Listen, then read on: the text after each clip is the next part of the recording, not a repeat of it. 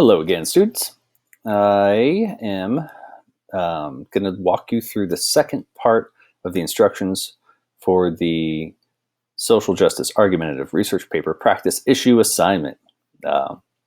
We looked at the articles that I have curated for you, the video link here to explain what the Electoral College is, the Practice Issue Notes Graphic Organizer, and I want to look at these last two things here, the draft template and the MLA in-text citation guide.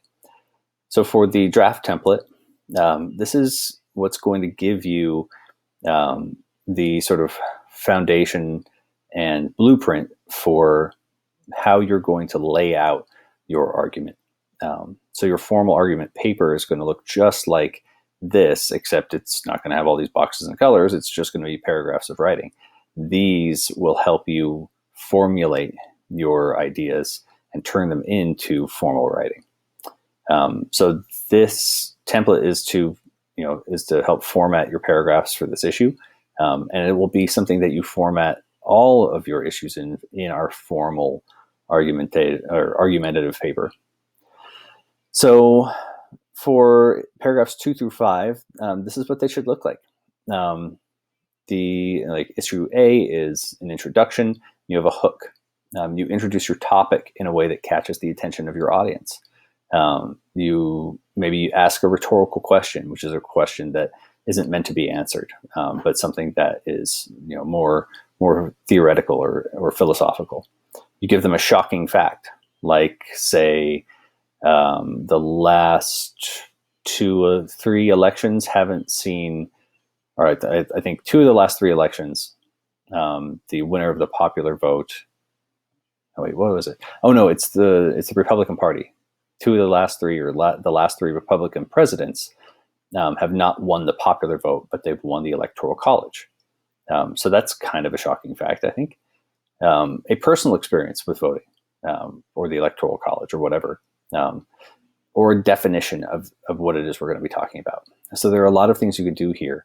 You start with an indentation, and then right here, I want you to write your hook. After you've written your hook, you write the connector. So why is this one of the big issues in the world right now? What is about the Electoral College and the popular vote that people are so interested in critiquing and understanding and then possibly changing? And then your argument. You are arguing from what position? You are making the case that what? So this first paragraph is just you introducing us to the idea, you telling us why it's important, and then you giving us your position and articulating your argument so that when we begin to read the paper, we understand that you are coming from a specific position and that you are going to try to persuade us to see things from your point of view. And then immediately I want to jump into the counterclaim. So you're saying, sure, there's this big thing going on. This is why it's important. This is why I think it's important, and my argument for it. But you know what? Some people say that we don't need to do this. My opponents will argue blank, and so you can say they say, or there's evidence. Some people believe, but then you cite specific evidence about who it is that believes those things. If you get that information from a source, you would do an in-text citation. So if you said, some people believe that the Electoral College is the only fair way to decide elections in a Republican democracy like the United States. And then you do an in-text citation that says Woodward, 1986. And that lets us know that you've done research. You found a person who has a claim counter to yours, and then you've added that claim as part of the counterclaim argument and then cited their work.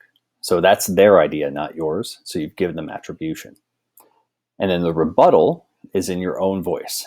So Woodward says, that the Electoral College is the only fair way,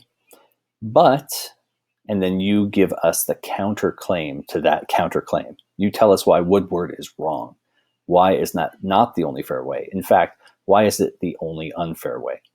So you tear down that argument using claims, facts, and evidence from your research. And then from here, we're going to go into your claims and evidence.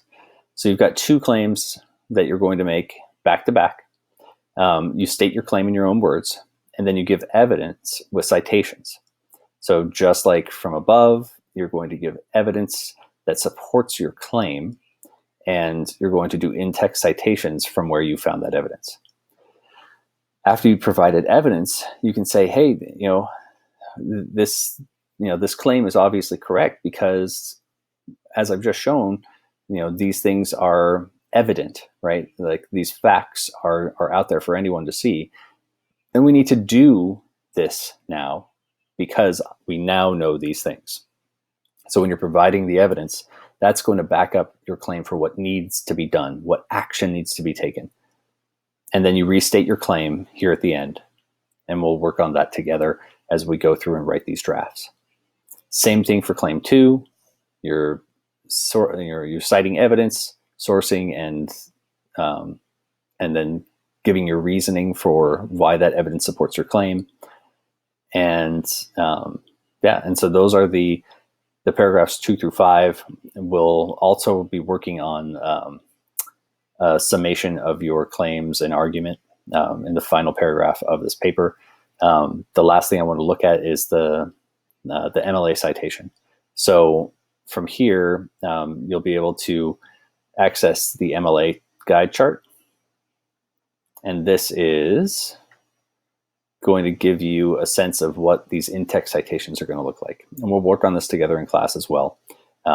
But usually MLA citations are roughly this. It's parentheses with a last name and a page number.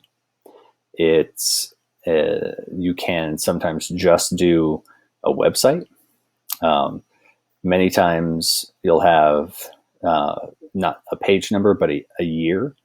The year that the article was published or the year that the book was published. But you want to be as specific as possible. So if you have page numbers, that's great. Put the page number. If you only have a year, that's great. Put the year. But you want to give us a way to find the evidence that you've provided based on the citation in the text. And you're doing these citations when you paraphrase things, when you use a direct phrase from the text, when you give full sentence quotes. You want to make sure that every time you use an idea that is not your own, or you use direct quotations from the text, that you give us a citation so that we know where to find it, so that I can check your work. And so that if you're ever being peer reviewed for your work at a college or university, they'll be able to go in and make sure that the ideas that you're putting down are either yours or somebody else's, and that's verifiable. So again, we'll work on this specifically in class, but this is the last piece of the puzzle for your practice issue. So what I'd like for all of you to do now is begin that process of research, go through all the research and draft out your argument, and then take that argument and start the process of putting it in draft form. So over the next couple of weeks, we'll be looking at all of these things, but start with the research and formulation, and then go into the draft. All right. Thank you, everybody, for listening, and have fun working on this.